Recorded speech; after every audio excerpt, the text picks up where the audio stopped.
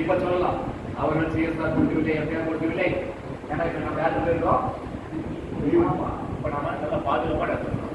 Safety ஜோன்ல இருக்கோம். நம்ம யாரும் பல்லெல்லாம் கொடுக்க மாட்டாங்க. நாம பாதுகாப்பா எடுத்துக்கணுமா? அடுத்து நானு உடனே நேரம் போஸ்ட் ஆஃபீஸ் பதிவு அனுப்புனேன். கையில் போட்டு வாங்கிட்டாங்க. பாருங்க அதெல்லாம் ஒரிஜினல் வீட்டை கொடுத்துருக்கேன். அதெல்லாம் ஒரிஜினல் வீட்டை கொடுத்துருக்கேன். ஏன்னா வெயிட் பண்ணுங்க, பட்டம் சொல்லுங்க, நடைமுறை சட்டம் சொல்லுங்க.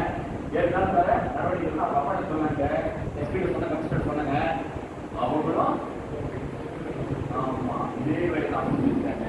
நீங்க என்ன பெரிய நீதிமன்றம் வச்சேன், ஜட்ஜையா வச்சேன், நீங்க விசாரிச்சு தெரியுங்களா ஒப்புதல் ஆயுள் தண்டனை வாங்கி சொல்லி கேட்காம, ஐயா நீங்க பெரிய நீதிமன்றம் தான், ஆனால் ஒரு அதிகாரம் கம்மியா இருக்கு, விசாரிச்சு நீதிமன்ற நேரத்தில் வீணாக்காம எஃப்ஐஆர் போட்டு மட்டும் நம்ம காவல்துறை உத்தரவு கொடுக்குன்னு பார்த்துட்டேன்.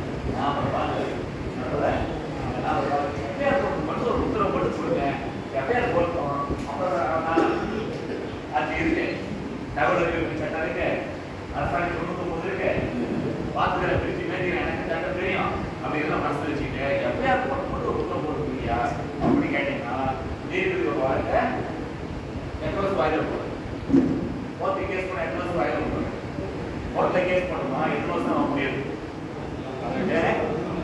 காத்தால போட்ட கேஸ் வேலைக்கால வரைக்கும் நடக்கும். கேஸ் போட்டவன் சாவுமா, எதிர்பார்ட்டி சாவுமா, கேஸ் போட்ட வக்கீல் சாவாரு, வக்காலத்து போட்ட எதிர்பார்த்தி வக்கீல் சாவாரு. ஆனா இந்திய நீதிமன்றங்கள கேஸ் போட்டு சாவவே சாவாருங்க.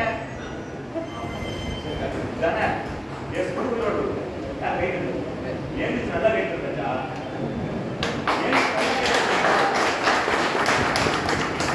நான் நீதிமன்றத்தை கோர்ஸோட நீதித்துறை நான் கோர்ஸோட நான் வழக்கறிஞர் முடிச்சுக்கிறேன். நீதித்துறையினுடைய ஒரு அர்த்தம் பண்ணாங்க. நானும் வழக்கறிஞர் பார்க்கிறோம். வழக்கறிஞர் அசோக்குமாரா நீதித்துறையை விமர்சனம் செய்யக்கூடாது. நாம நீதித்துறை ஒரு அர்த்தம் 1ஆம் தேதி சம்பளம் பரவாயில்ல அர்த்தம் மட்டும் தர மாட்டேன். இப்ப ஜட்ஜ் ஒரு தீர்ப்பு சொன்னா தெரியுங்களா? இளம் வழக்கறிஞருக்கு மாதம் 20,000 ரூபாய். யார் பாஜக 20,000 ரூபாய். ஆமா கிராமப்புறத்தில் 15,000 தரணும் சொன்னாரா? ஹைகோர்ட்ல சென்னையில வந்து